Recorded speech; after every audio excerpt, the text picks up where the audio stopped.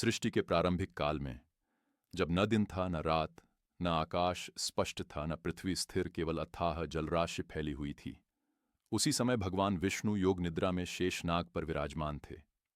उनकी दिव्य निद्रा के दौरान एक अद्भुत घटना घटी। भगवान विष्णु के कानों से उत्पन्न दिव्य शक्ति से दो असुर जन्मे, मधु और कैटब, अहंकार से भरे हुए। कुछ समय बाद सृष्टि रचना में लीन ब्रह्मा जी जब वेदों का उच्चारण कर रहे थे, तभी मधु और कैटब ने उन्हें देख लिया। उनके मन में घमंड जाग उठा। उन्होंने सोचा, यदि वेद हमारे पास हों तो पूरी सृष्टि हमारे अधीन होगी। उन्होंने ब्रह्मा जी से वेद छीन लिए और उन्हें समुद्र की गहराइयों में छिपा दिया। देवता भयभीत हो उठे, यज्ञ रुक गए, धर्म डगमगाने लगा और सृष्टि में अराजकता फैल गई। सभी देवगण भगवान विष्णु की शरण में पहुंचे और प्रार्थना की, हे नारायण, यदि वेद न रहे तो सृष्टि कैसे चलेगी? कृपया इन असुरों का अंत करें। भगवान विष्णु ने नेत्र खोले। उनकी दृष्टि में करुणा भी थी और संकल्प भी।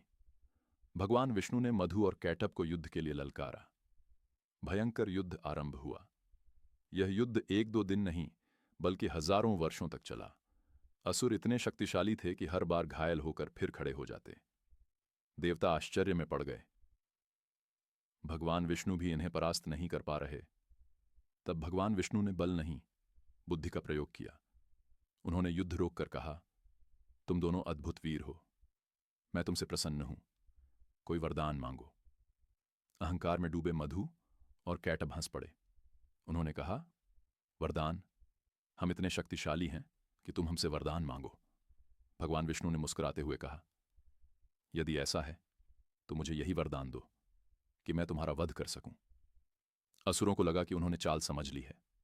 वे बोले, ठीक है, पर हमें ऐसी जगह मारना जहां जल न हो। वे भूल गए कि यह संपूर्ण सृष्टि जलमग्न होते हुए भी भगवान के शरीर का एक भाग जल से परे है।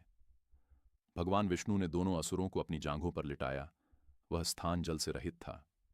क्षण भर में भगवान ने अपने चक्र से मधु और कैटब का अंत कर दिया। मधु नामक असुर का वध करने के कारण ही विष्णु जब श्रीकृष्ण रूप में अवतरित हुए तो उन्हें मधुसूदन कहा गया। और कमेंट में राधे राधे जरूर लिखना।